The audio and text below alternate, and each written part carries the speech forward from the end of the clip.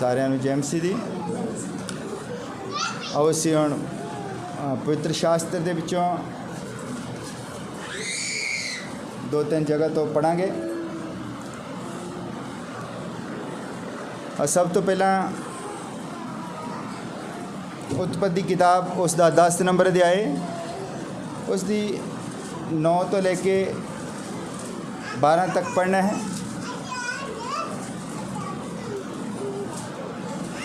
उत्पत्ति की किताब पहली ही किताब है बाइबल दी, उसका 10 नंबर अध्याय उसकी 9 नंबर तो लेके 12 नंबर तक पढ़ना है। मैं तुहाडे सारे लिए पढ़ दिंदा। कूश तो निमरोद जम्मिया 8 तो पढ़ दिंदा। वो धरती उत्ते एक सूरबीर होने लगा। वो यहोवा दे अगे एक बलवंत शिकारी सी। इसलिए कहा जाता है कि निमरोद वर्गा यहोवा दे अगे बलवंत शिकारी। उसकी बादशाही का आरंभ बाबल और अरक और अकद और कलने सिनार दे देश विच होया सी। उस देश तो अशूर निकला अते उसने नीनवा अते रहोबेत ईर और काला नू बनाया अते नीनवा और काला दे विचकार रसन नू जिहड़ा वड्डा शहर है बनाया। इस तो बाद असी 35 नंबर अध्याय उसकी भी 9 नंबर है तो ही शुरू करांगे।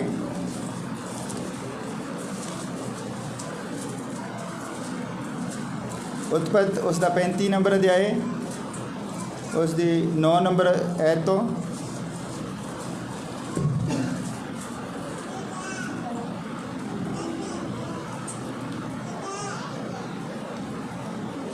तब परमेश्वर ने याकूब नू फिर दर्शन दिता और वो पदम अनार विचों आया सी और उसनू बरकत दी। तब परमेश्वर ने उसनू आख्या तेरा नाम याकूब है और अगे नू तेरा नाम याकूब नहीं पुकारिया जाएगा सगों तेरा नाम इसराइल होवेगा। तो उसने उसका नाम इसराइल रखा। तब परमेश्वर ने उसनू आख्या मैं सर्वशक्तिमान परमेश्वर हाँ, तू फल और वध और कौम सगों कौमां दे जथे तैथों होणगे और राजे तेरे तुखम तो निकलणगे। और वो धरती जिहड़ी मैं अब्राहम अते इसहाक नूं दित्ती सी मैं तैनूं देंगा अते मैं तेरे पिछों तेरी अंश नूं ये धरती देंगा। आखिर दे विच मैं 25 नंबर अध्याय उहदी उत्पत्ति 25 दी 27 नंबर आयत पढ़ के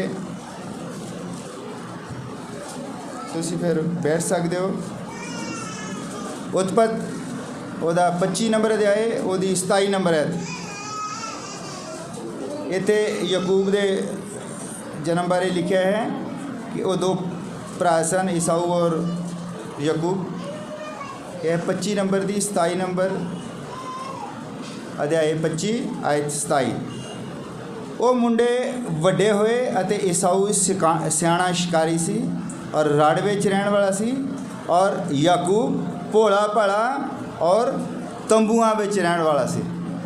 और असीं अपने सिरां झुकाउंदे हां, अपनी अखां नूं बंद करदे हां, इस पढ़े गए वचन दे उत्ते प्रभु तो आशीष मंगदे हां और उस तो समझ मंगदे हां कि प्रभु सानूं समझ देवे।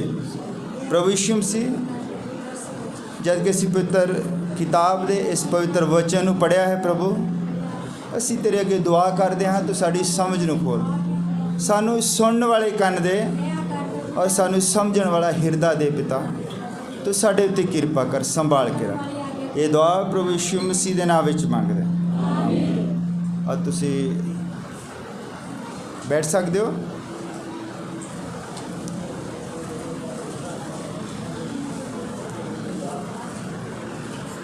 हालेलुया। हाँ फटाफट बैठ जाना हुंदा आराम दे नाल। जदों असीं यहोवा दे घर दे विच हुंदे हां ते ये बहुत ही आदर दे नाल बैठना हुंदा है। हालेलुया। अज असीं पढ़िया है असीं इत्थे दो बंदियां बारे पढ़िया है। एक दा नाम है निमरोद और एक दा नाम है याकूब। अज असीं पवित्र शास्त्र दे विच देखिया है कि निमरोद जिहड़ा है यहोवा दी नज़र दे विच बलवंत शिकारी सी और दूसरा जिहड़ा भोला भला सी। हालेलुया। एक है निमरोद और एक है याकूब। ये पुराने नेम दे विच लिखा है और असी इस नूं अज दे युग दे विच देखना है कि अज जो निमरोद है वो कित्थे है और याकूब कित्थे है। हालेलुया। तो पिछली बार असी जो प्रचार किया सी कि असी किरपा तो बचाए गए हाँ। हालेलुया। और एक किरपा तो ही असी सारे उसका वचन जान के और उस दे लई तैयारी कर रहे हैं कि असी उसकी दुल्हन सदाईए। हालेलुया। सारी सुस्ती सारा ढिलापन जिहड़ा है उन्होंने छड्ड दो। मैनूं लगदा पिछली बारी मैं एक भाई नूं कहा सीगा भी ढिलापन छड्ड दो, तो फिर जाके ज़्यादा ही ढिला हो गया, खरे सौ गया। कहंदा ना उत्ते तो सौण नहीं दिंदे ना, घरे ही सौ लैंदे आ। चलो कोई नहीं। आप आज जानना है कि निमरोद जो है वो कौन है और याकूब कौन है। हालेलुया। जब असी वचन दे पढ़ते हैं कि समा जिहड़ा है बहुत भयानक है, बहुत खराब है समा। जानते हो तुसी समा जिहड़ा दूजा तिमोथियुस उहदे 3 नंबर अध्याय दे विच लिखा कि समा जिहड़ा बहुत भयानक समा है। और जब असी जानते हैं कि ये समा भयानक जिहड़ा आया किदां है और ये समा भयानक जिहड़ा है इहदे तो असी की सीखना है। ये जिहड़ा समा इन्ना भयानक है होया किदां है।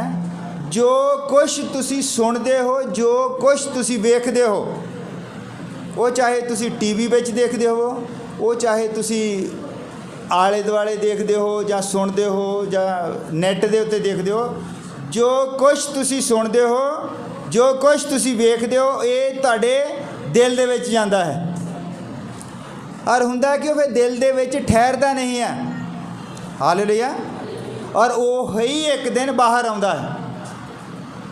अज पूरी धरती दे उत्ते जदों असीं देखदे हैं, तुसी जिथे मर्जी कोई खबर सुन लो, अखबार पढ़ लो, टीवी दे विच सुन लो, चाहे नैट दे विच देख लो, दो ही खबरां जिहड़ियां आ मुख हुंदियां हन। एक हुंदी आ लुੱਟ ਖੋਹ दी ते दूजी हुंदी आ बलात्कार दी। ये सब कुछ बंदे दे अंदर आउंदा किदां, क्योंकि जो कुछ समाज दे विच देखदा है वो फोन दे विच देखदा रहिंदा, ओहदे अंदर चला जांदा ते ओह ही एक दिन बाहर निकलदा है। और असी इसे करके इकट्ठे होंदे हाँ, बच्चों तां ही लेके आउंदे हाँ कि साडे अंदर जो बाहरों जांदा है वो एक दिन बाहर निकलना है। जो असी सुनते हैं वो एक दिन बाहर निकलना है। फिर जरूरी है कि असी वचन सुनिए और ये वचन जिहड़ा है साडे मन दे अंदर जावे तो एक दिन गवाही बन के बाहर निकले। हालेलुया। जिन्हें वचन सुनिया नहीं होवेगा कदी तो गवाही किदां बन के बाहर निकलेगा। ये जिहड़ी चीज़ साडे अंदर जाती है, साडे दिल नूं जिहड़ा एक भूमि वांगू दस्सिया गया। ये भूमि है, जो कुछ तुसी देखते हो ये विच बीज हो जाता है तो एक दरख्त बन के बाहर निकलता है। जब तुसी वचन सुनते हो तो वचन जिहड़ा है ये भी तुहाडे अंदर बीज हुंदा है, ये भी दरख्त बनता है तो एक दिन फल लैके आउंदा है। हालेलुया। ये जिहड़ा बुरा समा आया इहदी नींह जिहड़ी है उत्पत्ति दे विच 10 नंबर अध्याय दे विच निमरोद ने रख दित्ती सी। हालेलुया। मेरे वाल ध्यान रखियो, निमरोद यहोवा दी नज़र दे विच एक बलवंत शिकारी सी। वो बंदियां दा शिकार करदा सी। तो उन्हें करना की चाहा कि पूरी धरती दे उत्ते ओदा राज होवे। उन्हें एक बड़ा सारा बुर्ज बनाना चाहा। वो बुर्ज सीगा कि असी आसमान तक पहुँचना है। आसमान तक पहुँचने का मतलब भी सारिया ऊंचाइयां नूं छूना है। अज दी साइंस की कर रही है? अज हर बंदा जिहड़ा की करना चाहता है, बुलंदियां नूं छूना चाहता है। और वचन की कहता है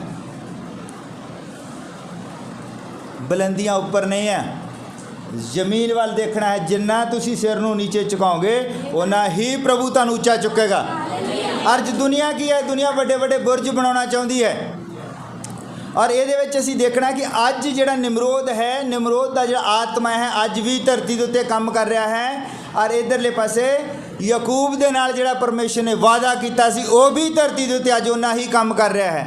अज निमरोद जिहड़ा है अपने उस जिस काम की उसने नींह रखी सी, परमेश्वर ने उसनूं उदों डिस्ट्रॉय कर दिता।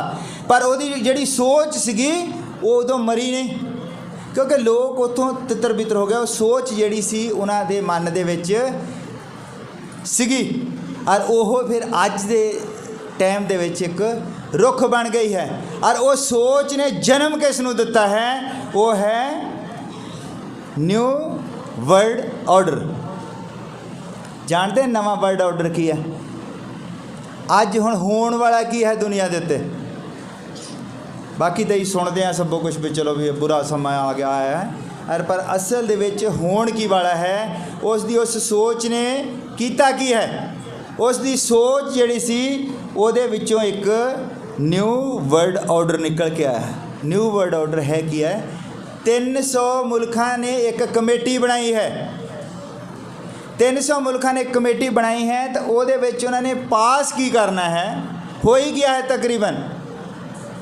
इसकी नींह उन्होंने अज नहीं रखी न्यू वर्ल्ड ऑर्डर की, इसकी नींह उदों रखोगे जो प्रभु यीशु मसीह ने कहा सी कि जिस दिन तुसी अंजीर के रुख नूं टहनियां कटदे देखो तो समझो समा होर नहीं है। जिदण इसराइल जिहड़ा देश बनया सी उदण ही UNO की नींह रखो गई सी।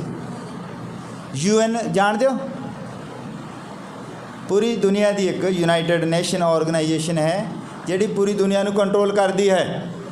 वो जो चाहे भी अज आ मुल्क धरती के उत्ते नहीं बचना चाहिए तो कल नूं युद्ध लवा दे और वो मुल्क जिहड़ा है धरती तो खत्म हो जाएगा। इसकी नींह 1948 दे विच रखो गई। और दूजे पासे जिहड़ा है 1948 दे विच एक मुल्क बनया, उहदा नाम सी इसराइल। उधरले पासे परमेश्वर ने जिहड़ा वादा कीता सी भी मैं ये धरती तुहानूं देण जा रहा है, उत्ते इसराइल बनता है। और दूजे पासे UNO की जिहड़ी है नींह रख हुंदी है। हुंदा की है कि वो जिहड़ा UNO इत्थे तक पहुंचा है कि असीं न्यू वर्ल्ड ऑर्डर लागू करना है कि दुनिया दे विच इक्को ही धर्म होवेगा, इक्को ही गवर्नमेंट होवेगी। वो जिहड़ी सोच सीगी उस टाइम दी निमरोद दी, वो भी सोच उस टाइम के बच्चों के मन के विच किते ना किते कर गई सी। ये निमरोद दा ही वंश है जो अगे चलिया आउंदा है। वड्डे वड्डे राजे, वड्डी वड्डी साइंस, वो साइंस के उत्ते सी। एडा वड्डा मान लो बुरज बनाना है तो जरूरी है कि पहला इट्टां बनाईयां जाण, और इट्टां दे लई पहला भट्ठे बनाए जाण। वो साइंस का युग सी। और वो जिहड़ी सोच सी उस टाइम वो सोच की नींह रखो गई। और उस सोच ने जिहड़ा असली फल लेके आंदा, और सब तो पहला उसका फल सीगा UNO। और वो UNO ने उदों अपना फल दिखाया जिदण परमेश्वर ने अपना वादा पूरा किया, जिदण इसराइल बनया। हालेलुया। और होया कि ये जिहड़ा UNO ही इहदे विच इनवॉल्व है कि हुण जिहड़ा है न्यू वर्ल्ड ऑर्डर बने। न्यू वर्ल्ड ऑर्डर का जिहड़ा सब तो पहला काम है कि पूरी धरती के उत्ते इक्को ही धर्म होवे। और फिर तुसी जानते कोई इक्को ही धर्म होवेगा तो फिर मसीही नहीं होवेगा। वो एक ही करनगे, एक सारे ही धर्मां नूं इक्को रला के एक वक्री चीज़ जिहड़ी है तैयार करनगे। तो उहदे विच कोई धर्म, कोई सच्चा नहीं, कोई झूठा नहीं, कोई वड्डा नहीं, कोई छोटा नहीं, एक धर्म बना के वो जिहड़ा है दुनिया के उत्ते थोपिया जाएगा। और वो है इक्को ही गवर्नेंस, पूरी दुनिया की एक सरकार होगी। भावें सानूं लगदा कि मुल्क वक्रे वक्रे होणगे, पर पूरी दुनिया नूं एक सरकार कंट्रोल करेगी। ये जिहड़ियां सरकारां दे बंदे होणगे उत्थे उहदे मैंबर होणगे। जिद्दां सीगा 300 मुल्कां दे 300 मैंबर हैं, तो वो साडे मुल्क का भी जिहड़ा प्रधानमंत्री होएगा उहदा मैंबर होवेगा। और उन्हां सारिਆਂ ਦੇ ਉੱਤੇ एक प्रधानमंत्री उत्थे प्रेजिडेंट होवेगा। पूरी दुनिया नूं जिहड़ा है इक्को ही करना की चाहुंदे आ, वैसे वो दसना लोकां नूं चाहुंदे आ कि कोई गरीब अमीर नहीं होवेगा, कि लोग सब तो वध लड़ते किदां धर्मां दे नां ते दुनिया ज़्यादा मरदी है। इसलिए जब इक्को ही धर्म होवेगा तो फिर दुनिया लड़े मरेगी नहीं। पर है कि ये सोच निमरोद दी है। असल दे विच सोच दे पिछे है कि जिहड़ा असली धर्म है उन्होंने उस लैवल तक लैके आवे, तो अपने धर्म नूं उस लैवल तक उच्चा किया जाए। क्योंकि शैतान इस धरती का राजा है, वो भी अपनी गद्दी जिहड़ी है किते स्थापित करना चाहता है। हालेलुया। और इस तरह होवेगा नहीं, क्योंकि वो इसराइल के मन के विच भी जिहड़ा बीज सीगा वो भी तो किते ना किते रखिया सी ना, वो भी नष्ट नहीं होया ना। क्योंकि मैं शुरू में कहा भी जो कुछ असीं सुनते हाँ, जो कुछ असीं वेखदे हां, साडे मन के अंदर एक बीज वांगू हुंदा है, उन्हें एक ना एक दिन पुंगरना ही है। अगर तुसी ज़्यादा फिल्मां मार कुटाई वालियां देखी जाते हैं फोन के उत्ते, रोज़ किसी नूं शौक हुंदा ना बड़ियां मार कुटाइयां वालियां फिल्मां देखणियां, तो एक दिन वो जो किसी ने लड़ेगा उन्होंने वो पुराना एक्शन याद आ जाएगा भी मैं हुण कित्थे मारां, तूं किदां डिग्गिया सी। ਜਦੋਂ ਮੰਨ ਲਓ ਇਹ ਭਲਵਾਨ ਹੈ ਜੋ ਪੁਰਾਣੀਆਂ ਵੀਡੀਓ ਦੇਖਦੇ ਆ ਤਾਂ ਉਹਨਾਂ ਨੂੰ ਫਿਰ ਉਹ ਆਪਣੇ ਸਾਰੇ ਦਿਮਾਗ ਦੇ ਵਿੱਚ ਪੁਰਾਣੇ ਐਕਸ਼ਨ ਯਾਦ ਕਰਦੇ ਨਾ, ਫਿਰ ਉਸੇ ਹਿਸਾਬ ਨਾਲ ਘੁਲਦੇ ਉਹ ਜੋ ਉਹਨਾਂ ਨੇ ਸਿੱਖਿਆ ਹੁੰਦਾ, ਜੋ ਦੇਖਿਆ ਹੁੰਦਾ। ਇਸੇ ਤਰ੍ਹਾਂ ਹੀ ਜੋ ਬੱਚੇ ਸਿੱਖਦੇ ਹਨ, ਜੋ ਬੱਚੇ ਸੁਣਦੇ ਹਨ, ਇਹ ਇੱਕ ਦਿਨ ਉਹਨਾਂ ਦੇ ਜੀਵਨ ਦੇ ਵਿੱਚ ਫਲ ਬਣ ਕੇ ਆਉਂਦਾ ਹੈ ਜ਼ਰੂਰ। ਇੱਦਾਂ ਹੀ ਨਿਮਰੋਦ ਦਾ ਜਿਹੜਾ ਵੰਸ਼ ਸੀਗਾ, ਨਿਮਰੋਦ ਦਾ ਵੰਸ਼ ਜਿਹੜਾ ਉਹਨੇ ਸਾਰੀ ਦੁਨੀਆ ਦੇ ਧਰਮਾਂ ਨੂੰ ਜਨਮ ਦਿੱਤਾ, ਸਾਰੀ ਦੁਨੀਆ ਦੇ ਧਰਮਾਂ ਨੂੰ ਉਹਨੇ ਜਨਮ ਦਿੱਤਾ। ਜਿੰਨੇ ਵੀ ਅੱਜ ਧਰਮ ਹਨ ਉਹ ਸਾਰੇ ਹੀ ਨਿਮਰੋਦ ਦੇ ਹੀ ਬਣਾਏ ਹੋਏ ਹਨ। ਜੇ ਅਸੀਂ ਕ੍ਰਿਸਮਸ ਵੀ ਮਨਾਉਂਦੇ ਹਾਂ ਤਾਂ ਇਹ ਵੀ ਨਿਮਰੋਦ ਦਾ ਹੀ ਜਨਮ ਹੈ। ਉਹ ਸੂਰਜ ਦਾ ਜਨਮ ਹੈ ਔਰ ਸੂਰਜ ਨਿਮਰੋਦ ਦਾ ਹੀ ਅੱਗੇ ਰੂਪ ਹੈ। ਜਿੰਨੇ ਵੀ ਦੇਵੀ ਦੇਵਤੇ ਹਨ ਉਹ ਸਾਰਿਆਂ ਦੀ ਨੀਂਹ ਜਿਹੜੀ ਹੈ ਨਿਮਰੋਦ ਨੇ ਰੱਖੀ ਹੋਈ ਹੈ ਔਰ ਉਹ ਇੰਡਾਇਰੈਕਟਲੀ ਸਾਰੇ ਨਿਮਰੋਦ ਨੂੰ ਹੀ ਮੰਨਦੇ ਹਨ। ਅਰੇ ਨਿਮਰੋਦ ਵਾਲਾ ਵਿਸ਼ਾ ਜਿਹੜਾ ਹੈ ਲੰਬਾ ਹੈ, ਇਹਦੇ 'ਤੇ ਕੋਈ ਅਲੱਗ ਗੱਲ ਕਰ ਸਕਦਾ ਹੈ ਬੈਠ ਕੇ, ਪਰ ਅੱਜ ਅਸੀਂ ਗੱਲ ਕਰਨੀ ਵੀ ਦੋ ਤਰ੍ਹਾਂ ਦੇ ਬੀਜ ਹਨ। ਇੱਕ ਨਿਮਰੋਦ ਵੱਲੋਂ ਹੈ ਔਰ ਇੱਕ ਜਿਹੜਾ ਹੈ ਪਰਮੇਸ਼ਰ ਵੱਲੋਂ ਹੈ, ਜਿਹੜਾ ਉਹਨੇ ਯਾਕੂਬ ਦੇ ਅੰਦਰ ਰੱਖਿਆ ਹੈ। ਯਾਕੂਬ ਨੇ ਉਸਨੇ ਪੈਦਾ ਹੋਣ ਤੋਂ ਪਹਿਲਾਂ ਹੀ ਚੁਣ ਲਿਆ ਸੀਗਾ। ਹਾਲੇਲੂਇਆ। ਇਸੇ ਯਾਕੂਬ ਨੂੰ ਫਿਰ ਉਹ ਇਸਰਾਏਲ ਬਣਾਉਂਦਾ ਹੈ ਔਰ 1948 ਦੇ ਵਿੱਚ ਇਹੋ ਮੁਲਕ ਬਣ ਜਾਂਦਾ ਹੈ। ਸੀ ਕਿਹੜੀਆਂ ਗਲੀਆਂ 'ਚ ਘੁੰਮਦਾ ਸੀ? ਪਤਰਸ ਹੁਣੀ ਕਿੱਥੇ ਰਹਿੰਦੇ ਸੀ? ਇਸੇ ਹੀ ਇਸਰਾਏਲ ਦੇ ਵਿੱਚ ਸੀਗੇ। ਉਹ ਮੁਲਕ ਸੀਗਾ, ਪਰ ਉਹਨਾਂ ਨੇ ਆਪ ਹੀ ਉਹਦਾ ਉਜਾੜਾ ਮੰਗ ਲਿਆ ਔਰ ਉਹਨਾਂ ਨੇ ਉਹਦਾ ਉਜਾੜਾ ਜਾਣ ਬੁੱਝ ਕੇ ਮੰਗਿਆ। ਪਰਮੇਸ਼ਰ ਨੇ ਉਹਨਾਂ ਦੇ ਮਨ ਨੂੰ ਕਠੋਰ ਕੀਤਾ ਤਾਂ ਕਿ ਅਸੀਂ ਚੁਣੇ ਜਾ ਸਕੀਏ, ਉਹਦੀ ਦੁਲਹਨ ਦੀ ਭਰਪੂਰੀ ਹੋ ਸਕੇ। ਅਗਰ ਉਹਨਾਂ ਦਾ ਮਨ ਉਦੋਂ ਕਠੋਰ ਨਾ ਹੁੰਦਾ ਤੇ ਅੱਜ ਅਸੀਂ ਨਹੀਂ ਹੁੰਦੇ। ਹਾਲੇਲੂਇਆ। ਔਰ ਉਹ ਥੋੜਾ ਸਮਾਂ ਸੀ, ਉਹਨਾਂ ਦਾ ਮਨ ਜਿਹੜਾ ਕਠੋਰ ਕਰ ਦਿੱਤਾ ਗਿਆ ਔਰ ਫਿਰ ਪਰਮੇਸ਼ਰ ਨੇ ਉਹਨਾਂ ਵੱਲ ਨਿਗਾਹ ਕੀਤੀ ਔਰ ਉਹਨਾਂ ਨੂੰ ਇੱਕ ਮੁਲਕ ਬਣਾਇਆ। ਹਾਲੇਲੂਇਆ। ਔਰ ਜਦ ਉਹ ਵੀ ਮੁਲਕ ਬਣ ਗਿਆ ਹੈ, ਇੱਧਰ ਜਿਹੜਾ ਹੈ UNO ਜਿਹੜਾ ਹੈ ਉਹ ਬਣ ਕੇ ਉੱਭਰਿਆ। ਔਰ ਦੂਜੇ ਪਾਸੇ ਤਿਆਰੀ ਕਾਹਦੀ ਹੋ ਰਹੀ ਹੈ? ਰੈਪਚਰ ਦੀ। ਔਰ ਇੱਧਰ ਜਿਹੜੀ ਹੈ ਨਿਊ ਵਰਲਡ ਆਰਡਰ। ਜਦ ਇੱਕੋ ਹੀ ਧਰਮ ਬਣ ਜਾਏਗਾ, ਕੋਈ ਵੱਡਾ ਕੋਈ ਛੋਟਾ ਨਹੀਂ, ਤਾਂ ਉਹਦਾ ਹੀ ਪ੍ਰਚਾਰ ਹੋਵੇਗਾ ਤਾਂ ਇਹੋ ਹੀ ਕਸ਼ਟ ਕਾਲ ਦੇ ਵਿੱਚ ਲੋਕਾਂ ਨੂੰ ਲੈ ਕੇ ਜਾਵੇਗਾ। ਜੋ ਉਹ ਕਹਿਣਗੇ ਉਹ ਅਸੀਂ ਪ੍ਰਚਾਰ ਕਰਨਾ ਨਹੀਂ। ਔਰ ਉਹਨਾਂ ਨੇ ਜਦੋਂ YouTube ਦੇ ਉੱਤੋਂ ਦੇਖਣਾ ਵੀ ਅੱਛਾ ਇੱਥੇ ਹੋਰ ਪ੍ਰਚਾਰ ਹੋਇਆ, ਦਗੜ ਆ ਜਾਣੀ ਪੁਲਿਸ, ਲਿਆਓ ਚੱਕ ਕੇ, ਕਿਉਂਕਿ ਕਾਨੂੰਨ ਬਣ ਗਿਆ ਹੋਣਾ ਨਾ ਕਿ ਜਿਸ ਤਰ੍ਹਾਂ ਦਾ ਉਹ ਪ੍ਰਚਾਰ ਚਾਹੁੰਦੇ ਉਸੇ ਹੀ ਤਰ੍ਹਾਂ ਦਾ ਹੋਵੇਗਾ, ਕਿਉਂਕਿ ਇੱਕ ਵੱਖਰਾ ਧਰਮ ਬਣ ਜਾਵੇਗਾ। ਇਹ ਇਸ ਦੀ ਨੀਂਹ ਜਿਹੜੀ ਹੈ ਨਿਮਰੋਦ ਨੇ ਰੱਖ ਦਿੱਤੀ ਸੀ, ਜਿਹਨੂੰ ਅੱਜ ਲੋਕ ਨਿਊ ਵਰਲਡ ਆਰਡਰ ਕਹਿੰਦੇ ਹਨ। ਆਪਣੇ ਦੇਸ਼ ਦੇ ਪ੍ਰਧਾਨ ਮੰਤਰੀ ਨੇ ਵੀ ਪਿੱਛੇ ਜਿਹੇ ਭਾਸ਼ਣ ਦਿੱਤਾ ਸੀ, ਕਹਿੰਦਾ ਵੀ ਸਾਰੀ ਦੁਨੀਆ ਨਿਊ ਵਰਲਡ ਆਰਡਰ ਦੇ ਅੰਡਰ ਆ ਰਹੀ ਹੈ ਤੇ ਅਸੀਂ ਕਿਸ ਤਰ੍ਹਾਂ ਪਿੱਛੇ ਰਹਾਂਗੇ। ਅਸੀਂ ਵੀ ਦੁਨੀਆ ਦੇ ਨਾਲ ਰਲ ਕੇ ਚੱਲਣਾ ਚਾਹੁੰਦੇ ਹਾਂ ਤੇ ਅਸੀਂ ਵੀ ਚਾਹੁੰਦੇ ਹਾਂ ਕਿ ਅਸੀਂ ਵੀ ਨਿਊ ਵਰਲਡ ਆਰਡਰ ਦਾ ਹਿੱਸਾ ਹੋਈਏ। ਇਹਦਾ ਕੀ ਮਤਲਬ? ਭਾਰਤ ਦੇ ਵਿੱਚ ਵੀ ਉਹੀ ਕਾਨੂੰਨ ਲਾਗੂ ਹੋਵੇਗਾ ਜਿਹੜਾ ਪੂਰੀ ਦੁਨੀਆ ਦੇ ਵਿੱਚ ਹੈ। ਤੇ ਹੋਣਾ ਕੀ ਹੈ? ਨਿਮਰੋਦ ਦਾ ਜਿਹੜਾ ਹੈ ਰਾਜ ਸਥਾਪਿਤ ਹੋਣਾ ਹੈ, ਕਿਉਂਕਿ ਉਹਦਾ ਜਿਹੜਾ ਅਸਲ ਦੇ ਵਿੱਚ ਸਾਰਿਆਂ ਨੂੰ ਗਾਈਡ ਕਰਨ ਵਾਲਾ ਹੋਵੇਗਾ ਔਰ ਉਸ ਦਾ ਅਸਲ ਦੇ ਵਿੱਚ ਉਹ ਨਿਮਰੋਦ ਦਾ ਹੀ ਦੂਜਾ ਰੂਪ ਹੋਵੇਗਾ। ਹਾਲੇਲੂਇਆ। ਤੁਸੀਂ ਇਹ ਥੋੜਾ ਜਿਹਾ ਹੈ ਗਹਿਰਾ ਹੈ, ਤੁਸੀਂ ਇਸ ਨੂੰ ਸਮਝਣ ਦੀ ਕੋਸ਼ਿਸ਼ ਕਰਨੀ ਹੈ ਵੀ ਇਹ ਦੁਨੀਆ ਜਿਹੜੀ ਆ ਅੱਜ ਜੋ ਸਭ ਕੁਝ ਹੋ ਰਿਹਾ ਹੈ ਇਹ ਅੱਜ ਨਹੀਂ ਹੋ ਰਿਹਾ।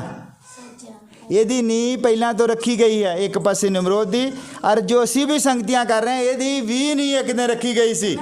ਹਾਲੇਲੂਇਆ। ਅਸੀਂ ਵੀ ਆਤਮਿਕ ਇਸਰਾਏਲ ਹਾਂ। ਅਸੀਂ ਅੱਜ ਦਾ ਇਸਰਾਏਲ ਹਾਂ। ਉਹ ਇਸਰਾਏਲ ਨਹੀਂਗਾ ਜਿਹੜਾ ਉੱਥੇ ਬੈਠਾ ਹੈ। ਹਾਲੇਲੂਇਆ। ਅੱਜ ਪੂਰੀ ਧਰਤੀ ਦੇ ਉਹ ਇਸਰਾਏਲ ਹੈ ਜਿਹੜਾ ਆਤਮਿਕ ਤੌਰ ਤੇ ਜਿਹੜਾ ਬੀਜ ਪਰਮੇਸ਼ਰ ਨੇ ਯਾਕੂਬ ਦੇ ਵਿੱਚ ਰੱਖਿਆ ਸੀ। ਹਾਲੇਲੂਇਆ। ਹੁਣ ਅਸੀਂ ਇਹ ਦੇਖਣਾ ਹੈ ਕਿ ਅਸੀਂ ਨਿਮਰੋਦ ਦੇ ਅੰਡਰ ਰਹਿਣਾ ਹੈ ਕਿ ਅਸੀਂ ਪਰਮੇਸ਼ਰ ਦੇ ਅੰਡਰ ਰਹਿਣਾ ਹੈ।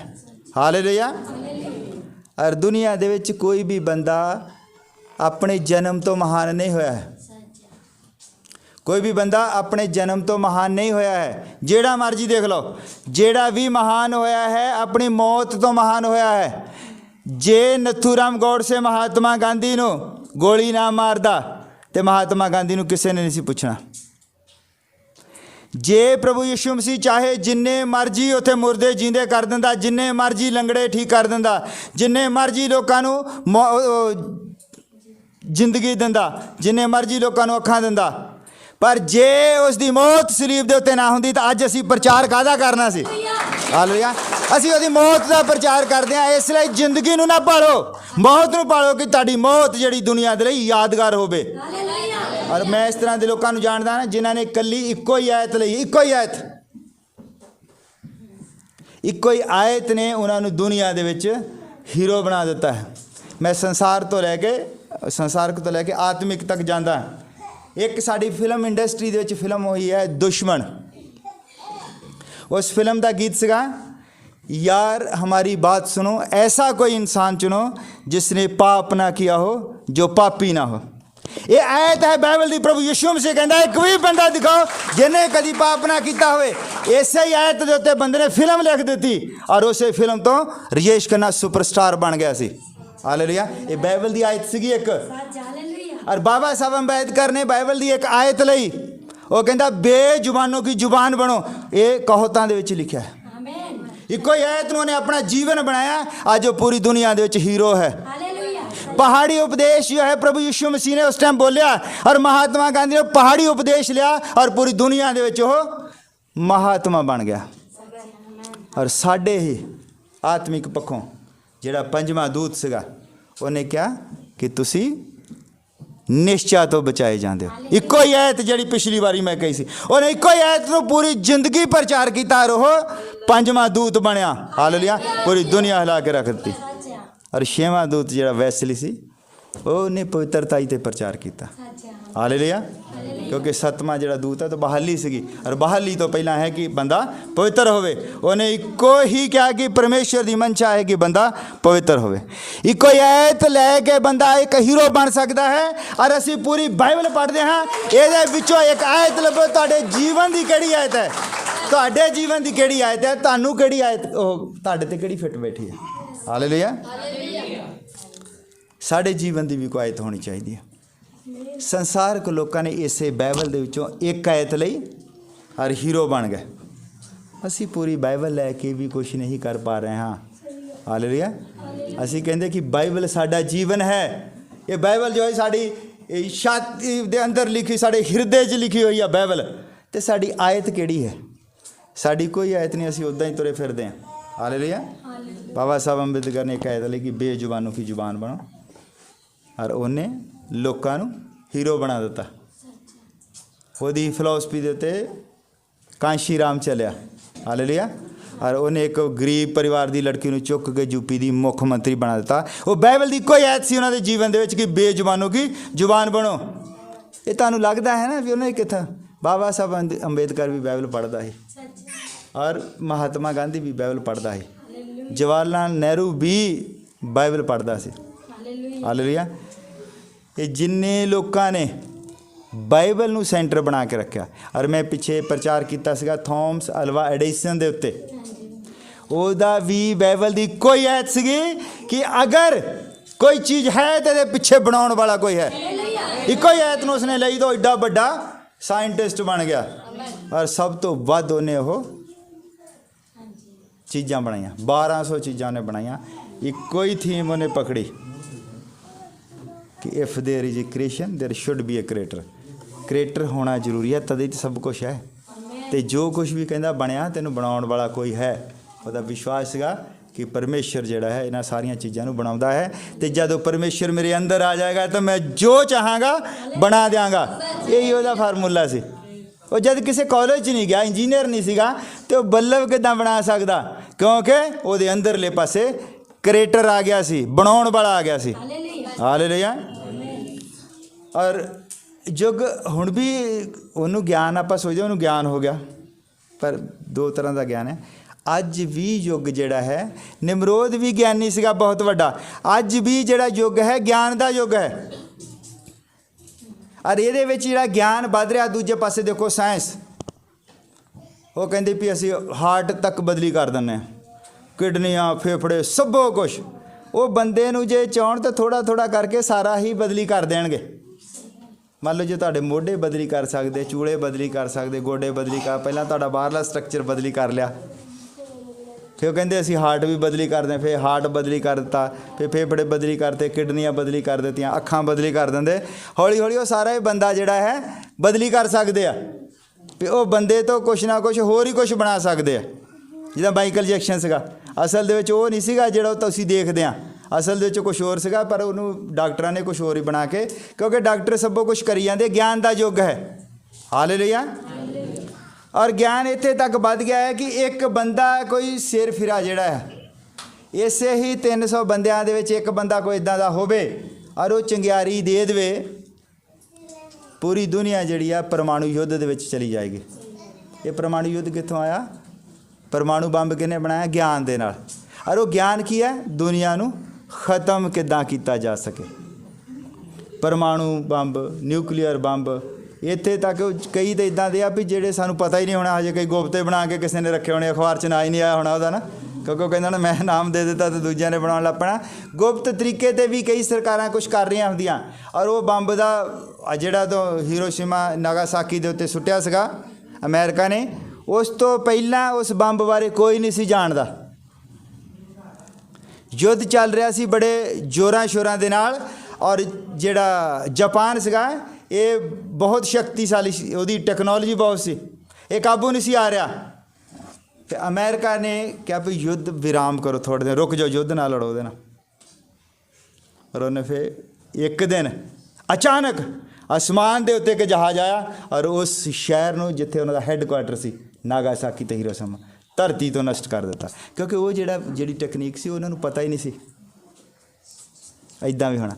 ਅਸੀਂ ਜੋ ਅੱਜ ਸਭ ਕੁਝ ਦੇਖ ਰਹੇ ਹਾਂ ਵੀ ਪਰਮਾਣੂ ਯੁੱਧ ਹੋਵੇਗਾ, ਇਸ ਵੇਲੇ ਉਹ ਕੋਈ ਹੋ ਸਕਦਾ ਇੱਦਾਂ ਦੀ ਟੈਕਨੀਕ ਹੋਵੇ ਜਿਹੜੀ ਸਾਡੀ ਸੋਚ 'ਚ ਹਜੇ ਹੋਵੇ ਹੀ ਨਾ, ਸਾਨੂੰ ਪਤਾ ਹੀ ਨਾ ਹੋਵੇ, ਔਰ ਅਸੀਂ ਸਵੇਰ ਨੂੰ ਕੱਲ੍ਹ ਨੂੰ ਉੱਠੀਏ ਔਰ ਮਤਲਬ ਕਿ ਉੱਠੀਏ ਹੀ ਨਾ ਉੱਠਣਾ ਕੀ ਆ ਫਿਰ, ਰਾਤੋਂ ਰਾਤ ਹੀ ਕੋਈ ਉੱਥੇ ਸਿਰ ਫਿਰਾ ਜਿਹੜਾ ਉਹ ਕੁਛ ਕਰ ਦੇਵੇ। ਇਹ ਗਿਆਨ ਹੈ ਧਰਤੀ ਦਾ। ਗਿਆਨ ਜਿੰਨਾ ਵੀ ਸਾਰੀ ਧਰਤੀ ਦਾ ਗਿਆਨ ਹੈ ਕਰਦਾ ਕੀ ਹੈ? ਬੰਦੇ ਨੂੰ ਮਾਰਨ ਦੇ ਲਈ। ਉਹ ਸੋਚਦਾ ਵੀ ਮੈਂ ਬਚ ਜਾਣਾ ਨਾ, ਮੰਨ ਲਓ ਉਹ ਸੋਚਦਾ ਵੀ ਮੈਂ ਪਰਮਾਣੂ ਬੰਬ ਬਣਾ ਲਵਾਂ ਅਤੇ ਮੈਂ ਬਚ ਜਾਣਾ, ਤਾਂ ਉਹਨੂੰ ਇਹ ਨਹੀਂ ਪਤਾ ਵੀ ਤੂੰ ਪਰਮਾਣੂ ਬੰਬ ਬਣਾ ਰਿਹਾ ਅਤੇ ਦੂਜਾ ਕਿਹੜਾ ਸੁੱਤਾ ਆ, ਉਹ ਵੀ ਤਾਂ ਕੁਛ ਬਣਾ ਰਿਹਾ, ਮਤਲਬ ਕਿ ਦੋਨਾਂ ਨੇ ਮਰਨਾ, ਕੋਈ ਨਹੀਂ ਬਚਣਾ। ਇਹ ਗਿਆਨ ਜਿਹੜਾ ਹੈ ਬੰਦੇ ਦੀ ਮੌਤ ਲੈ ਕੇ ਆ ਰਿਹਾ। ਇਹ ਗਿਆਨ ਕਿੱਥੋਂ ਆਇਆ ਹੈ? ਨਿਮਰੋਦ ਵੱਲੋਂ।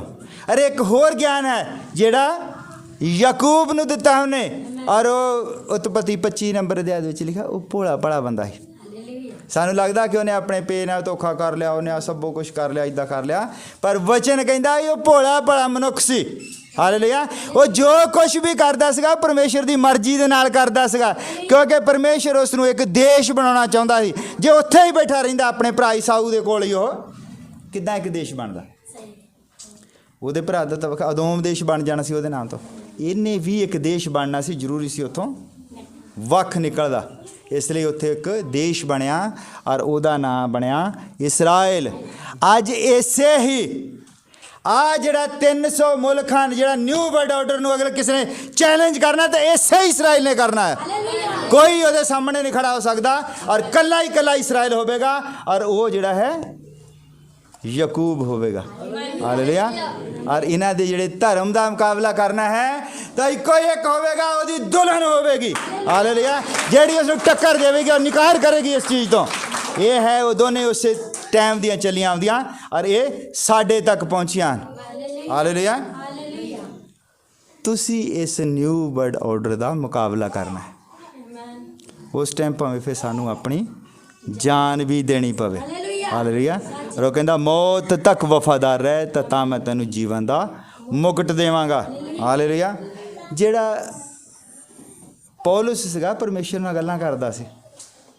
ਜਿੰਨੀਆਂ ਉਹਨੇ ਪੱਤਰੀਆਂ ਲਿਖੀਆਂ ਪਰਮੇਸ਼ਰ ਨੇ ਲਿਖਾਈਆਂ, ਉਹ ਤੋਂ ਬੰਦਾ ਕੋਈ ਇਹ 'ਚ ਕੁਛ ਨਹੀਂ ਲਿਖ ਸਕਦਾ।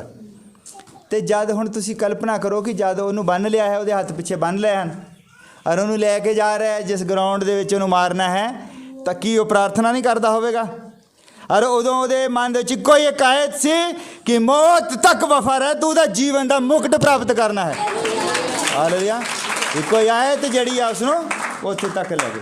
ਸਦਰਕ ਮੇਸ਼ਕ ਅਬਦਨਗੋ ਨੂੰ ਜਦ ਉੱਥੇ ਲੈ ਕੇ ਜਾ ਰਹੇ ਨੇ, ਹੱਥ ਬੰਨੇ ਹੋਏ ਹਨ, ਔਰ ਉਹਨਾਂ ਨੂੰ ਕੀ ਯਾਦ ਆਉਂਦਾ? ਔਰ ਉਹ ਆਪਸ ਵਿੱਚ ਗੱਲਾਂ ਕਰਦੇ ਵੀ ਅੱਗ ਬੜੀ ਉਹ ਜ਼ਬਰਦਸਤ ਆ, ਵੀ ਬਚਣ ਦਾ ਤਾਂ ਕੋਈ ਹੁਣ ਉੱਥੇ ਹੈ ਨਹੀਂ। ਔਰ ਉਹਨਾਂ ਦੇ ਵਿੱਚ ਇੱਕ ਬੰਦਾ ਕਹਿੰਦਾ ਕੋਈ ਗੱਲ ਨਹੀਂ, ਜੇ ਮਰ ਵੀ ਜਾਵਾਂਗੇ ਤਾਂ ਅੱਗੇ ਹੈ ਜਿਹੜਾ ਬਾਂਹ ਖਿਲਾਰ ਕੇ ਖੜਾ ਹੈ, ਸਾਨੂੰ ਇੱਕ ਹੋਰ ਜੀਵਨ ਦੇਣ ਜਾ ਰਿਹਾ ਹੈ। ਹਾਲੇਲੂਇਆ। ਉਹ ਉਹਨਾਂ ਦੇ ਪਵਿੱਤਰੀਕਰਨ ਦੇ ਵਿੱਚ ਦੀ ਨਿਕਲਣਾ ਸੀ ਔਰ ਪਰਮੇਸ਼ਰ ਉੱਤੇ ਖੁਦ ਆ ਗਿਆ। ਹਾਲੇਲੂਇਆ। ਇੱਕੋ ਹੀ ਆਇਤ ਜਿਹੜੀ ਹੈ ਸਾਡਾ ਜੀਵਨ ਬਦਲੀ ਕਰਕੇ ਰੱਖ ਸਕਦੀ ਹੈ। ਇਸ ਲਈ ਬਾਈਬਲ ਦੇ ਵਿੱਚ ਆਪਣੀ ਇੱਕ ਆਇਤ ਲੱਭੋ। ਸਾਡੀ ਆਇਤ ਕਿਹੜੀ ਹੈ? ਅਸੀਂ ਕਿਸ ਵੰਸ਼ ਦੇ ਵਿੱਚੋਂ? ਨਿਊ ਵਰਲਡ ਆਰਡਰ ਜਿਹੜਾ ਛੋਟੀ ਮੋਟੀ ਚੀਜ਼ ਨਹੀਂਗੀ। ਪੂਰੇ ਦੁਨੀਆ ਦੀਆਂ ਮਿਜ਼ਾਈਲਾਂ, ਪੂਰੀ ਦੁਨੀਆ ਦੇ ਬੰਬ ਜਿਹੜੇ ਆ ਇੱਕ ਪਲੇਟਫਾਰਮ ਤੇ ਆਉਣਗੇ। ਜਿਹੜਾ ਵਿਰੋਧ ਕਰੇਗਾ ਉਹਨੂੰ ਉਹ ਖਤਮ ਕਰ ਦੇਣਗੇ। ਔਰ ਉਹਦਾ ਵਿਰੋਧ ਕੌਣ ਕਰੇਗਾ? ਇਸਰਾਇਲ। ਅੱਜ ਸੁਣਗੇ, ਸਰਕਾਰ ਸੁਣੇਗੀ, ਕਹੇਗੀ ਇਹ ਬੰਦਾ ਕਿੱਦਾਂ ਕਹਿ ਸਕਦਾ ਵੀ ਇਸਰਾਇਲ ਵਿਰੋਧ ਕਰੇਗਾ। ਭਾਵੇਂ ਇਸਰਾਇਲ ਨੂੰ ਇਹ ਪਤਾ ਵੀ ਨਹੀਂਗਾ, ਪਰ ਜਿੱਦਣ ਪਰਮੇਸ਼ਰ ਉਹਨਾਂ ਦੇ ਉੱਤੇ ਜ਼ਾਹਿਰ ਕਰੇਗਾ ਕਿ ਮੈਂ ਤੁਹਾਡਾ ਪਰਮੇਸ਼ਰ ਹਾਂ, ਉਧਰ ਸਾਰੀਆਂ ਮਿਜ਼ਾਈਲਾਂ ਦਾ ਮੂੰਹ ਉਧਰ ਨੂੰ ਮੁੜ ਜਾਏਗਾ। ਇੱਥੇ ਤੱਕ ਕਿ ਸਿਤਾਰੇ ਜਿਹੜੇ ਆ, ਸਿਤਾਰੇ ਅਰਮਗਦੋਨ ਦਾ ਯੁੱਧ ਵੀ ਇਹਨੂੰ ਖਤਮ ਕਰਨ ਦੇ ਲਈ ਸਭੋ ਕੁਝ ਖਤਮ ਕਰ ਦੇਗਾ। ਭਾਵੇਂ ਅੱਜ ਇਸਰਾਇਲ ਨੂੰ ਨਾ ਪਤਾ ਹੋਵੇ ਵੀ ਅਸੀਂ ਕੀ ਕਰਨਾ ਹੈ, ਪਰ ਜਿੱਦਣ ਉਹ ਪਰਦਾ ਚੁੱਕੇਗਾ ਸਾਰੀਆਂ ਹੀ ਤੋਪਾਂ ਦਾ ਮੂੰਹ ਜਿਹੜਾ ਹੈ ਉਲਟ ਹੋ ਜਾਏਗਾ ਔਰ ਸਭੋ ਹੀ ਇੱਕ ਦੂਜੇ ਦੇ ਨਾਲ ਲੜ ਮਰਨਗੇ। ਹਾਲੇਲੂਇਆ। ਕਿਉਂਕਿ ਇਹਦੀ ਵੀ ਨੀਂਹ ਰੱਖੀ ਗਈ ਹੈ। ਅਸੀਂ ਉਸ ਨੀਂਹ ਦਾ, ਅਸੀਂ ਉਸ ਬੀਜ ਦਾ ਹਿੱਸਾ ਹਾਂ। ਹਾਲੇਲੂਇਆ। ਇਸ ਲਈ ਨਿਮਰੋਦ ਦੀ ਹਰ ਗਤੀਵਿਧੀ ਤੋਂ ਤੁਹਾਨੂੰ ਵਾਕਿਫ ਹੋਣਾ ਚਾਹੀਦਾ। ਤੁਸੀਂ ਕਿਸੇ ਬੰਦੇ ਨੂੰ ਆਪਣੀਆਂ ਉਪਲਬਧੀਆਂ ਦੱਸ ਕੇ ਨਹੀਂ ਜੋੜ ਸਕਦੇ। ਔਰ ਜਦ ਚੇਲੇ ਪ੍ਰਭੂ ਯਿਸੂ ਮਸੀਹ ਨੂੰ ਇੱਕ ਇੱਦਾਂ ਦਾ ਭਵਨ ਦਿਖਾ ਰਹੇ ਸੀ ਜਿਹੜਾ ਅਸੀਂ ਸੋਚ ਵੀ ਨਹੀਂ ਸਕਦੇ, ਜਿਹੜਾ ਸਾਰੀ ਦੁਨੀਆ ਨੇ ਮਿਲ ਕੇ ਬਣਾਇਆ ਸੀ। ਪੂਰੀ ਦੁਨੀਆ ਨੇ ਮਿਲ ਕੇ ਬਣਾਇਆ ਸੀ। ਸੁਲੇਮਾਨ ਜਿਸ ਨੂੰ ਜੋ ਕਹਿੰਦਾ ਸੀ ਉੱਥੇ ਵਧੀਆ ਕਿਸਮ ਦੀ ਕੋਈ ਦਿਆਰ ਦੀ ਲੱਕੜੀ, ਕੋਈ ਕਿਸੇ ਮੁਲਕ ਤੋਂ ਵਧੀਆ ਪੱਥਰ, ਸੋਨਾ, ਚਾਂਦੀ, ਸਾਰੀ ਦੁਨੀਆ ਜਿਹੜੀ ਉੱਥੇ ਦਿੱਤਾ ਤਾਂ ਉੱਥੇ ਇੱਕ ਚਰਚ ਬਣੀ ਔਰ ਉਹਦਾ ਨਾਂ ਸੁਲੇਮਾਨ ਦਾ ਭਵਨ ਸੀ। ਔਰ ਜਦ ਪ੍ਰਭੂ ਯਿਸੂ ਮਸੀਹ ਨੂੰ ਦਿਖਾ ਰਿਹਾ ਕਿ ਇਹ ਜਿਹੜਾ ਭਵਨ ਹੈ ਇਹ ਬੜਾ ਵੀ ਇੱਦਾਂ ਬਣਿਆ, 46 ਸਾਲਾਂ 'ਚ ਬਣਿਆ, ਫਲਾਨਾ ਪੱਥਰ ਬਣਿਆ, ਤੇ ਪ੍ਰਭੂ ਯਿਸੂ ਮਸੀਹ ਹੌਲੀ ਦਿਨੀ ਪਤਾ ਕਹਿੰਦਾ ਇੱਥੇ ਪੱਥਰ ਤੇ ਪੱਥਰ ਨਹੀਂ ਛੱਡਿਆ ਜਾਵੇਗਾ। ਅਸੀਂ ਚਰਚਾਂ ਦੇ ਪਿੱਛੇ ਨਹੀਂ ਲੱਗਣਾ, ਅਸੀਂ ਵਚਨ ਦੇ ਪਿੱਛੇ ਲੱਗਣਾ ਹੈ। ਤੁਸੀਂ ਚਰਚ ਦਿਖਾ ਕੇ ਕਿਸੇ ਨੂੰ ਆਪਣੇ ਨਾਲ ਨਹੀਂ ਜੋੜ ਸਕਦੇ। ਇਹ ਚਰਚ ਦਾ ਇੱਕ ਛੋਟਾ ਜਿਹਾ ਪਚਾਲ ਆਵੇਗਾ, ਧਰਤੀ ਦੇ ਥੱਲੇ ਚਲੀ ਜਾਏਗੀ, ਰਹੇਗਾ ਤਾਂ ਸਿਰਫ ਵਚਨ ਰਹੇਗਾ। ਹਾਲੇਲੂਇਆ। ਤੁਸੀਂ ਜਦ ਕਿਸੇ ਮਨੁੱਖ ਨੂੰ ਵਚਨ ਦੇ ਨਾਲ ਜੋੜਦੇ ਹੋ, ਅਗਰ ਮੈਂ ਆਪਣੀ ਪੜ੍ਹਾਈ ਮੈਂ ਆਪਣੀਆਂ ਉਪਲਬਧੀਆਂ ਦੱਸਣ ਲੱਗ ਪਵਾਂ ਵੀ ਮੈਂ ਮਿਲਟਰੀ ਦੇ ਵਿੱਚ ਸੀਗਾ, ਮੈਂ 8 ਕੋਰਸ ਕੀਤੇ, ਮੈਂ ਇੰਨੀਆਂ ਭਾਸ਼ਾਵਾਂ ਜਾਣਦਾ, ਮੈਂ ਆਹ ਕਰਦਾ ਹਾਂ, ਮੈਂ ਇੱਦਾਂ ਕਰਦਾ, ਮੈਂ ਇੰਨੀ ਪੈਨਸ਼ਨ ਲੈਂਦਾ, ਇਹ ਸਭੋ ਕੁਛ ਹੈ ਨਾ। ਮੈਂ ਅਗਰ ਇਹ ਚੀਜ਼ਾਂ ਲੋਕਾਂ ਨੂੰ ਦੱਸ ਕੇ ਲੋਕਾਂ ਨੂੰ ਜੋੜਾਂਗਾ ਤਾਂ ਇੱਕ ਦਿਨ ਲੋਕ ਜਿਹੜੇ ਆ, ਹੋ ਸਕਦਾ ਮੇਰੇ ਨਾਲ ਕੋਈ ਮੋਰੇ ਵੱਡਾ ਆ ਜਾਏ। ਇੱਕ ਮੈਂ ਬੰਦੇ ਦਾ ਪੜ੍ਹਦਾ ਸੀ, ਕਹਿੰਦਾ ਵੀ ਜਿਹੜੇ ਸੂਟ ਨੂੰ, ਕੱਪੜੇ ਨੂੰ ਪਾ ਕੇ ਤੁਸੀਂ ਘਮੰਡ ਕਰਦੇ ਹੋ, ਇੱਦਾਂ ਦੇ ਬੰਦੇ ਹੈਗੇ ਉਹਦੇ ਨਾਲ ਵਧੀਆ ਕੱਪੜੇ ਦੇ ਨਾਲ ਘਰ ਦੇ ਵਿੱਚ ਪੋਚਾ ਲਾਉਂਦੇ ਹਨ। ਤੁਸੀਂ ਦੁਨੀਆ ਦੀ ਅਮੀਰੀ ਦਾ ਅੰਦਾਜ਼ਾ ਨਹੀਂ ਲਗਾ ਸਕਦੇ। ਤੁਸੀਂ ਛੋਟੀ ਜਿਹੀ ਮੁੰਦੀ ਇੱਥੇ ਪਾ ਕੇ ਤਾਂ ਇੱਦਾਂ ਕਰਦੇ ਆ ਵੀ ਦਿਖਾਉਂਦੇ ਆ, ਗੱਲ ਕਰਦੇ ਨਾ। ਦੁਬਈ ਦੇ ਸੌਰੀ ਆਬੂ ਧਾਬੀ ਦੇ ਇੱਕ ਸ਼ੇਖ ਨੇ ਆਪਣੀ ਲੜਕੀ ਨੂੰ ਟਾਇਲਟ ਬਣਾ ਕੇ ਦੇ ਦਿੱਤਾ ਸੀ ਸੋਨੇ ਦਾ। ਤੇ ਜੋ ਅਸੀਂ ਜਿਹੜੀ ਅਸੀਂ ਆਪਣੀ ਅਮੀਰੀ ਦਾ ਪ੍ਰਦਰਸ਼ਨ ਕਰਨਾ ਚਾਹੁੰਦੇ ਹਾਂ, ਹੋ ਸਕਦਾ ਵੀ ਉਹਦੇ ਨਾਲ ਵੱਡਾ ਕਿਸੇ ਦਾ ਬਾਥਰੂਮ ਵੀ ਹੋਵੇ। ਇਸ ਲਈ ਆਪਾਂ ਦੁਨਿਆਵੀ ਚੀਜ਼ਾਂ ਦਾ ਪ੍ਰਦਰਸ਼ਨ ਕਰਕੇ ਲੋਕਾਂ ਨੂੰ ਆਪਣੇ ਨਾਲ ਜੋੜ ਸਕਦੇ ਹਾਂ, ਤੇ ਇੱਕ ਦਿਨ ਲੋਕ ਜਿਹੜੇ ਆ ਸਾਨੂੰ ਉਹਦੇ ਨਾਲ ਵੱਡੀ ਕੋਈ ਚਰਚ ਦੇਖਣਗੇ, ਫਿਰ ਉੱਧਰ ਚੱਲ ਜਾਣਗੇ। ਇਸ ਲਈ ਜੇ ਤੁਸੀਂ ਲੋਕਾਂ ਨੂੰ ਸਲੀਬ ਦੀ ਕਥਾ ਸੁਣਾਉਂਦੇ ਹੋ, ਸਲੀਬ ਦੇ ਨਾਲ ਜੋੜਦੇ ਹੋ, ਤੇ ਲੋਕ ਫਿਰ ਬਿਲਡਿੰਗਾਂ ਨਹੀਂ ਦੇਖਣਗੇ, ਤੁਹਾਨੂੰ ਭਾਵੇਂ ਛੱਡ ਜਾਣਗੇ ਪਰ ਪਰਮੇਸ਼ਰ ਨੂੰ ਕਦੀ ਨਹੀਂ ਛੱਡਣਗੇ ਉਹ। ਹਾਲੇਲੂਇਆ।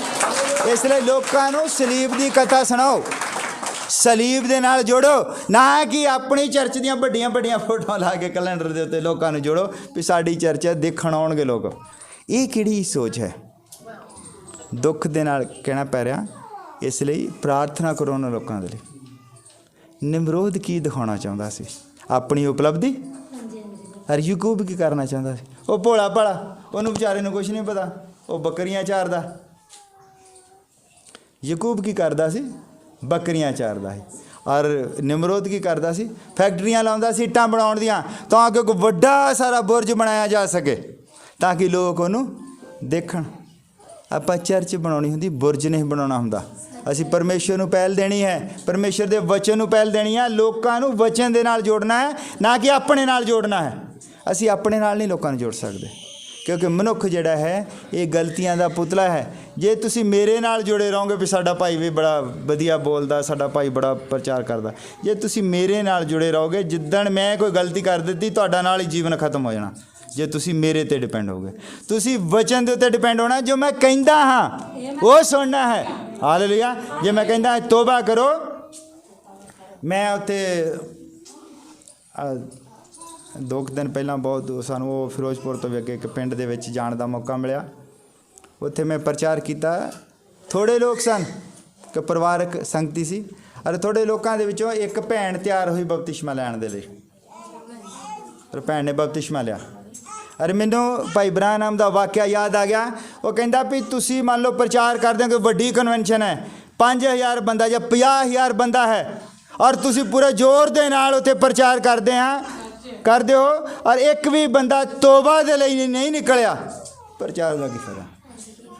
ਔਰ ਉਹਦੇ ਤੋਂ ਕਿਤੇ ਮਹਾਨ ਬੰਦਗੀ ਹੋਵੇਗੀ। ਤੁਸੀਂ 5 ਬੰਦਿਆਂ ਨੂੰ ਪ੍ਰਚਾਰ ਕਰੋ, ਇੱਕ ਬੰਦਾ ਉੱਠ ਕੇ ਤੋਬਾ ਲਈ ਤਿਆਰ ਹੋ ਜਾਵੇ। ਬੰਦਗੀ ਕਿਹੜੀ ਵੱਡੀ ਹੋਈ? ਕਿਹੜੀ ਬੰਦਗੀ ਵੱਡੀ ਹੈ? 5 ਜਣਿਆਂ ਦੀ ਕਿ 50000 ਦੀ? 5 ਬੰਦਿਆਂ ਨੂੰ ਤੁਸੀਂ ਪ੍ਰਚਾਰ ਕਰੋ, ਸਲੀਬ ਦੇ ਨਾਲ ਜੋੜੋ। ਇੱਕ ਬੰਦਾ ਅਗਰ ਉੱਠ ਕੇ ਤੋਬਾ ਲਈ ਖੜਾ ਹੋ ਗਿਆ, ਫਿਰ ਮੈਂ ਉੱਥੇ ਕਿਹਾ ਵੀ ਸਾਡੀ ਅੱਜ ਦੀ ਇਹ ਜਿਹੜੀ ਇੱਥੇ ਸੰਗਤੀ ਹੈ, ਸਾਡਾ ਐਡੀ ਦੂਰ ਆਉਣਾ ਜਿਹੜਾ ਉਹ ਸਫਲ ਹੋ ਗਿਆ। ਕੋਈ ਮਤਲਬ ਨਹੀਂ। ਇੱਕ ਬੰਦਾ ਤੋਬਾ ਦੇ ਲਈ ਜ਼ਰੂਰ ਉੱਠਣਾ ਚਾਹੀਦਾ। ਪ੍ਰਚਾਰ ਦਾ ਅਸਲੀ ਮਕਸਦ ਹੈ ਕਿ ਅਸੀਂ ਬੰਦਾ ਮਸੀਹ ਦੇ ਨਾਲ ਜੋੜਨਾ। ਬਹੁਤ ਸਾਰੇ ਲੋਕ ਤੁਸੀਂ ਦੇਖੋ ਚੰਗਿਆਈ ਲੈ ਕੇ ਵੀ ਚੰਗੇ ਹੋ ਜਾਂਦੇ ਆ, ਮੁੜ ਕੇ ਫਿਰ ਉਹ ਜਿੱਦਾਂ ਮੈਂ ਇੱਕ ਵਾਰੀ ਉਹ ਸੁਣਾਉਂਦਾ ਸੀ, ਉਹ ਇੱਕ ਬੰਦਾ ਇਹਨੂੰ ਲੜਕੇ ਨੂੰ ਲੈ ਕੇ ਆ ਗਿਆ, ਬਿਮਾਰ ਸੀਗਾ। ਉਹ ਜਦੋਂ ਚਰਚ ਦੇ ਵਿੱਚ ਲੈ ਕੇ ਆਏ, ਉਹਦੇ ਲਈ ਪ੍ਰਾਰਥਨਾ ਕੀਤੀ, ਸਾਰੀ ਸੰਗਤੀ ਨੇ ਵੀ, ਪਾਸਟਰ ਨੇ ਵੀ ਰਲ ਕੇ ਪ੍ਰਾਰਥਨਾ ਕੀਤੀ, ਉਹ ਚੰਗਾ ਹੋ ਗਿਆ। ਔਰ ਮੁੜ ਕੇ 3-4 ਮਹੀਨਿਆਂ ਬਾਅਦ ਉਹ ਪਾਸਟਰ ਸਾਹਿਬ ਨੂੰ ਬਾਜ਼ਾਰ 'ਚ ਕਿਤੇ ਟੱਕਰ ਪੈਂਦਾ। ਪਾਸਟਰ ਕਹਿੰਦੇ ਬੇਟਾ ਵੀ ਦੁਬਾਰਾ ਕਦੀ ਆਇਆ ਹੀ ਨਹੀਂ ਸੰਗਤੀ 'ਚ। ਕਹਿੰਦਾ ਜੀ ਮੈਂ ਦੁਬਾਰਾ ਕਦੀ ਬਿਮਾਰ ਹੀ ਨਹੀਂ ਹੋਇਆ, ਜਦੋਂ ਮੈਂ ਬਿਮਾਰ ਹੋਊਂਗਾ ਤਾਂ ਜਾਊਂਗਾ। ਕਈ ਲੋਕ ਸਿਰਫ ਇਹ ਬਾਈਬਲ ਨੂੰ ਇੱਕ ਚੰਗਿਆਈ ਦੇਣ ਵਾਲੀ ਕਿਤਾਬ ਸਮਝਦੇ। ਇਹ ਚੰਗਿਆਈ ਦੇਣ ਵਾਲੀ ਕਿਤਾਬ ਨਹੀਂ ਹੈ। ਹਾਲੇਲੂਇਆ। ਇਹ ਅਨੰਤ ਜੀਵਨ ਦੇਣ ਵਾਲੀ ਕਿਤਾਬ ਹੈ। ਇਸ ਲਈ ਅਸੀਂ ਨਿਮਰੋਦ ਦਾ ਵੰਸ਼ ਨਹੀਂ ਹਾਂ ਕਿ ਅਸੀਂ ਬੁਰਜ ਬਣਾਈਏ ਵੱਡੇ ਵੱਡੇ। ਅਸੀਂ ਯਾਕੂਬ ਦਾ ਵੰਸ਼ ਹਾਂ ਕਿ ਅਸੀਂ ਲੋਕਾਂ ਨੂੰ ਵਚਨ ਦੇ ਉੱਤੇ ਖੜੇ ਕਰੀਏ। ਹਾਲੇਲੂਇਆ। ਇਸ ਲਈ ਆਪਣੀ ਹੋਂਦ ਨੂੰ ਪਛਾਣੋ। ਮੈਂ ਉੱਥੇ ਹੀ ਲੈ ਕੇ ਆਉਣਾ ਹੁੰਦਾ ਤੁਹਾਨੂੰ, ਵੀ ਤੁਹਾਨੂੰ ਪਤਾ ਲੱਗੇ ਵੀ ਤੁਸੀਂ ਹੋ ਕਿੱਥੇ। ਜਦ ਤੱਕ ਤੁਹਾਡੀ ਉਹ ਤਿਆਰੀ ਨਹੀਂ ਹੁੰਦੀ ਕਿ ਤੁਸੀਂ ਜਿੱਦਣ ਕਹਿੰਦੇ ਨਹੀਂ ਕਿ ਅਸੀਂ ਦੁਲਹਨ ਹਾਂ, ਮੈਂ ਦੁਲਹਨ ਹਾਂ, ਮੈਂ ਦੁਲਹਨ ਗੀਤ ਗਾਉਂਦੇ ਹੁੰਦੇ ਨਾ, ਜਿੱਦਣ ਤੁਹਾਨੂੰ ਸਾਰਿਆਂ ਨੂੰ ਇਹ ਗੀਤ ਅਸੀਂ ਸੁਣਾਉਣਾ ਨੇਗਾ, ਤੁਹਾਨੂੰ ਆਪਣੇ ਆਪ ਹੀ ਯਾਦ ਹੋ ਜਾਓ ਵੀ ਅਸੀਂ ਦੁਲਹਨ ਹਾਂ। ਹਾਲੇਲੂਇਆ। ਫਿਰ ਤੁਸੀਂ ਅੱਜ ਇਹ ਜਾਣਨਾ ਹੈ ਕਿ ਤੁਸੀਂ ਵੰਸ਼ ਕਿਹਦਾ ਹੋ। ਅਗਰ ਤੁਸੀਂ ਵੱਡੀਆਂ ਵੱਡੀਆਂ ਚਰਚਾਂ ਤੁਹਾਨੂੰ ਦੇਖ ਕੇ ਤੁਸੀਂ ਖਿੱਚੇ ਜਾਂਦੇ ਹੋ, ਤੁਹਾਡੇ ਅੰਦਰਲੇ ਪਾਸੇ ਉਹ ਕੰਮ ਕਰਦੀ ਆ, ਇਹਦਾ ਮਤਲਬ ਤੁਹਾਡੇ ਅੰਦਰਲੇ ਪਾਸੇ ਜਿਹੜਾ ਬੀਜ ਹੈ ਉਹ ਅਟਰੈਕਟ ਹੁੰਦਾ ਹੈ। ਇਹਦਾ ਮਤਲਬ ਤੁਸੀਂ ਨਿਮਰੋਦ ਵਾਲੋ। ਇਸ ਲਈ ਭਾਵੇਂ ਕੋਈ ਪਾਸਟਰ ਗਰੀਬ ਹੋਵੇ, ਭਾਵੇਂ ਉਹਦਾ ਜਿਹੜਾ ਹੈ ਪਜਾਮਾ ਉਹਦੀ ਸ਼ਰਟ ਦੇ ਨਾਲ ਨਾ ਰਲਦਾ ਹੋਵੇ, ਤੁਸੀਂ ਉਹਦੀ ਪ੍ਰਾਰਥਨਾ ਵੱਲ ਧਿਆਨ ਦੇਣਾ ਹੈ। ਉਹਦੇ ਡੀਲ ਡੋਲ ਵੱਲ, ਉਹਦੇ ਕੱਪੜਿਆਂ ਵੱਲ ਧਿਆਨ ਨਹੀਂ ਦੇਣਾ। ਉਹ ਜਿਹੜੀ ਪ੍ਰਾਰਥਨਾ ਕਰਦਾ ਉਹਦੇ ਵੱਲ ਧਿਆਨ ਦੇਣਾ। ਹਾਲੇਲੂਇਆ। ਕਿਉਂਕਿ ਪ੍ਰਾਰਥਨਾ ਜਿਹਦੇ ਮੂਹਰੇ ਕਰ ਰਿਹਾ ਹੈ ਉਹ ਸਾਡਾ ਪਰਮੇਸ਼ਰ ਹੈ। ਹਾਲੇਲੂਇਆ। ਉਹ ਸਾਡੇ ਪਰਮੇਸ਼ਰ ਦੀ ਵਡਿਆਈ ਕਰਦਾ। ਜੇ ਤੁਹਾਡੇ ਮਨ ਦੇ 'ਚ ਆ ਜਾਏਗਾ ਮੇਰੇ ਪਰਮੇਸ਼ਰ ਦਾ ਕੰਮ ਕਰਦਾ ਹੈ ਉਹ, ਫਿਰ ਉਹ ਜਿੱਦਾਂ ਦਾ ਮਰਜ਼ੀ ਹੋਵੇ, ਤੁਸੀਂ ਉਹਨੂੰ ਕਹੋਗੇ ਪਾਸਟਰ ਆਓ ਘਰ ਚਾਹ ਪਿਲਾਉਂਦੇ, ਰੋਟੀ ਖਿਲਾਉਂਦੇ ਨਾ, ਕਿਉਂਕਿ ਤੁਸੀਂ ਪਰਮੇਸ਼ਰ ਦੇ ਐਂਬੈਸਡਰ ਹੋ। ਹਾਲੇਲੂਇਆ। ਅਸੀਂ ਨੋਰਮਲ ਚੀਜ਼ ਨਹੀਂ ਹਾਂ।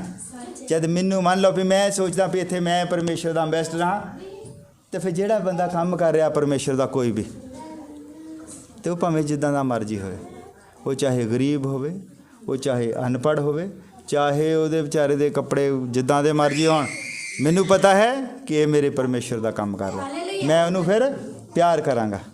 ਹਾਲੇਲੂਇਆ। ਔਰ ਇੱਕ ਸਾਨੂੰ ਭਾਈ ਸਾਡੇ ਨਾਲ ਗਿਆ ਸੀ, ਉਹ ਭਾਈ ਨੇ ਬੜੀ ਵਧੀਆ ਗੱਲ ਕੀਤੀ। ਉਹ ਕਹਿੰਦਾ ਭਾਈ ਜੀ ਆ ਜਿਹੜਾ ਫਾਰਮੂਲਾ ਸੀ ਨਾ, ਪਿਆਰ ਕਰੋ ਪਿਆਰ ਕਰੋ ਪਿਆਰ ਕਰੋ, ਫੇਲ ਹੋ ਗਿਆ। ਪਿਆਰ ਸਾਰੇ ਕਹਿੰਦੇ ਕਰਦਾ ਕੋਈ ਨਹੀਂ। ਕਹਿੰਦਾ ਇਸ ਫਾਰਮੂਲੇ ਦਾ ਨਾਮ ਬਦਲੀ ਕਰੋ ਵੀ ਭਾਈਓ ਭਾਵੇਂ ਪਿਆਰ ਨਾ ਵੀ ਕਰੋ, ਨਫ਼ਰਤ ਨਾ ਕਰੋ। ਨਫ਼ਰਤ ਨਾ ਕਰੋ। ਕਹਿੰਦਾ ਹੁਣ ਇਹਨੂੰ ਉਲਟਾ ਕਰ ਲਓ। ਕਹਿੰਦਾ ਪਿਆਰ ਭਾਵੇਂ ਨਾ ਕਰੋ, ਨਫ਼ਰਤ ਨਾ ਕਰੋ। ਹੈ ਨਾ। ਤੁਸੀਂ ਲੋਕਾਂ ਨੂੰ ਇਸ ਕਰਕੇ ਤੁਸੀਂ ਇੱਕ ਮਤਲਬ ਮਿਜ਼ਾਈਲ ਬਣਾਉਣਾ ਚਾਹੁੰਦੇ, ਬੰਬ ਬਣਾਉਣਾ ਚਾਹੁੰਦੇ ਕਿ ਜੋ ਸਾਡਾ ਬੰਬ ਚੱਲਣਾ ਅਤੇ ਆਲੇ ਦੁਆਲੇ ਛੋਟੀਆਂ ਮੋਟੀਆਂ ਚਰਚਾਂ ਜਿਹੜੀਆਂ ਉਹ ਖਤਮ ਹੋ ਜਾਣੀਆਂ। ਨਿਮਰੋਦ ਵੀ ਇੱਦਾਂ ਹੀ ਚਾਹੁੰਦਾ ਸੀ। ਹਾਲੇਲੂਇਆ। ਪਰ ਜਿਹਨੂੰ ਪਰਮੇਸ਼ਵਰ ਨੇ ਖੜਾ ਕੀਤਾ ਹੈ, ਔਰ ਉਹਨੂੰ ਕੋਈ ਫਿਰ ਰੋਕ ਨਹੀਂ ਸਕਦਾ। ਹਾਲੇਲੂਇਆ।